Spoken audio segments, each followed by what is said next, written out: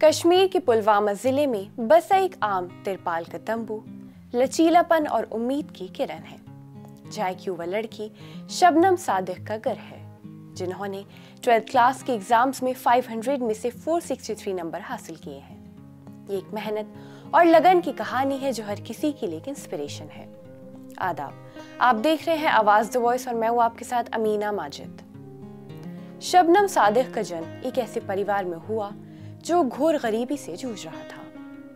बकरवाल समुदाय पारंपरिक रूप से खाना बदोश चरवाहे अक्सर समाज के हाशिए पर रहते हैं, जो जम्मू और कश्मीर के पहाड़ों में अपने पशुओं के साथ मौसमी रूप से घूमते रहते हैं। शबनम के पिता मोहम्मद सादिक एक मामूली आय वाले मजदूर हैं, जिन्होंने जीवन गुजारने के लिए हमेशा मेहनत और संघर्ष की है। उनका घर एक तिरपाल से ढका हुआ तंबू सर्दियों की कड़कड़ाती ठंड या मानसून की लगातार बारिश से बहुत कम सुरक्षा देता है। फिर भी इन नाजुक दीवारों के अंदर शबनम ने सफलता के अपने सपनों को संजोया। अपने कई साथियों की तरह शबनम के पास प्राइवेट ट्यूशन या इंटरनेट तक पहुंच नहीं थी, जो कि आज की दुनिया में बहुत जरूरी है पढ़ाई के लिए।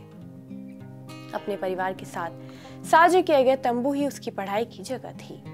कठोर मौसम के हालात अक्सर उसकी दिनचर्या को बाधित करती थी।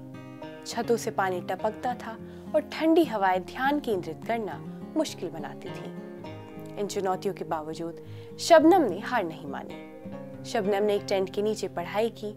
उसके शब्दों में गर्व और विनम्रता दोनों झलकती है।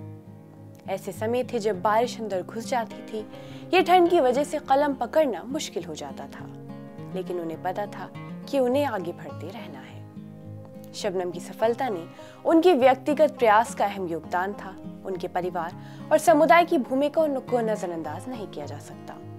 आर्थिक तंगी के बावजूद उनके पिता के प्रोत्साहन ने उन्हें आगे बढ़ने के लिए हौसला दिया। शबनम की कहानी कश्मीर जैसे क्षेत्र में गहराई से गूंजती है, जहाँ हाल के वर्षों में सुरक्षा चिंताओं और सामाजिक राजनीतिक अशांति सहित महत्वपूर्ण चुनौतियां देखी गई हैं। ऐसी उथल पुथल के बीच शबनम की सफलता आशा की किरण बनकर चमकती है।